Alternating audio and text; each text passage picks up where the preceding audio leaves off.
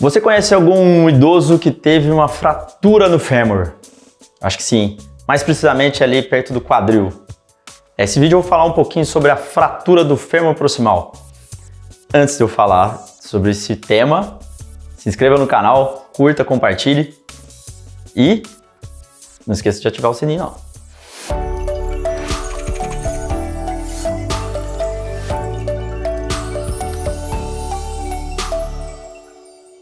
Uma das fraturas mais comuns no idoso é a fratura do fêmur proximal.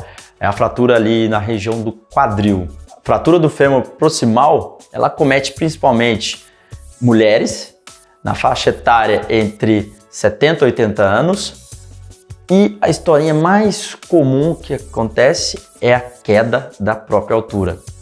Como é que vai chegar esse paciente no pronto-socorro? Esse paciente ele vai chegar com o membro, na grande maioria das vezes, em rotação externa e com um grau de encurtamento. Então ele vai chegar com a perninha virada para o lado, para fora e com o membro mais encurtado que o outro. Isso fala muito a favor de ser uma fratura do fêmur proximal. O fêmur proximal ele pode ser dividido em cabeça femoral, colo femoral, região transtrocanteriana e região subtrocanteriana. E uma das fraturas mais comuns que acontece na região proximal do fêmur é a fratura transtrocanteriana, que ela acontece pegando dessa região que é o trocânter maior, indo até o trocânter menor. Aqui seria o colo femoral e aqui a região subtrocanteriana. Já a cabeça femoral, a fratura da cabeça femoral é muito difícil de acontecer no idoso. Na maioria das vezes pode acontecer no adulto com trauma de alto impacto, por exemplo, um acidente de carro. Como identificar então a fratura do fêmur proximal? A gente usa aí principalmente o raio-x. Um simples raio-x na incidência anteposterior, a gente pode aí já identificar essa fratura. Vamos supor que está difícil de diagnosticar essa fratura, mas a gente acha realmente que ali tem uma fratura do fêmur proximal.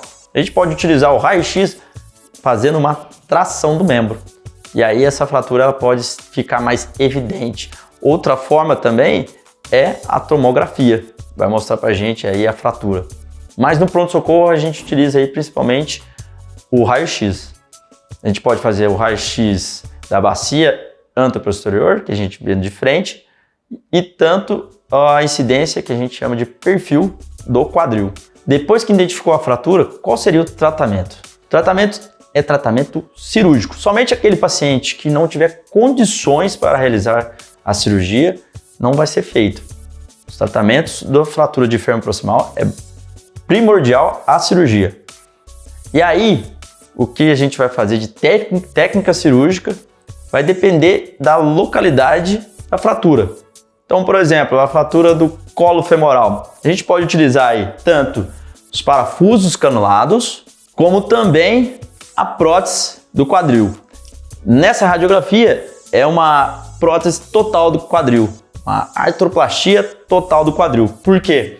Porque tem um elemento que a gente chama de elemento do componente acetabular. Então você tem o componente femoral, que seria essa haste, junto com uma cabeça, e para acoplar essa cabeça tem aí o componente acetabular. Pode ser também feito a artroplastia parcial do quadril. Vai depender da idade do paciente e se ele é ativo ou não. Basicamente são esses critérios que a gente utiliza.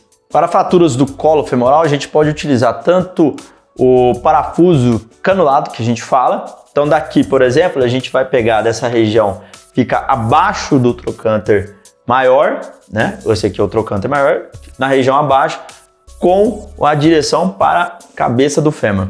Se a fratura vai estar nessa região. Então com isso a gente estabiliza essa fratura. Nesse caso aqui foram utilizados aí 3 parafusos canulados. E no caso da fratura transtrocanteriana, que é a mais comum que acontece no idoso, a gente utiliza aí as placas. Nessa radiografia a gente vê aí uma placa que a gente chama de placa DHS, né? Ou então a haste intramedular. Então a gente utiliza essa haste, passa dentro do osso e com um outro dispositivo indo para a região da cabeça femoral. Logicamente que depende da marca, da empresa em si, mas basicamente é a que mais é utilizada aí, seria a haste intramedular, pelo fato de ser uma cirurgia mais rápida e promover aí uma mobilidade precoce para o paciente no seu pós-operatório. E no caso da fratura subtrocanteriana, também a gente pode utilizar aí placas e a haste intramedular.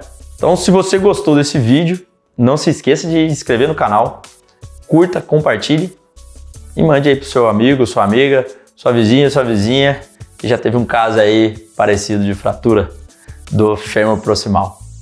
Tá bom? Um grande abraço!